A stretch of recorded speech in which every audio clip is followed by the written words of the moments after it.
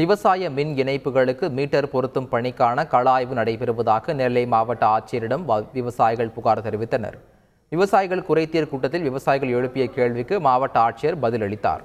Metre பொருத்துவதற்கான கள ஆய்வுகள் நடத்துவது குறித்து எந்த அறிவிப்பும் இல்லை என்று ஆட்சியர் விளக்கம் அளித்தார். அதனை ஏற்க மறுத்த விவசாயிகள் தங்களது வயல்களிலேயே கணக்கெடுப்பு நடத்தப்படுவதாக குற்றச்சாட்டை முன்வைத்தனர். இதையடுத்து மின்வாரிய அதிகாரிகளை எழுத்துப்பூர்வமாகவும் நேரடியாகவும் விளக்கம் அளிக்குமாறு ஆட்சியர் உத்தரவிட்டார். எங்களுடைய விவசாய நிலத்துக்கே வந்தார்.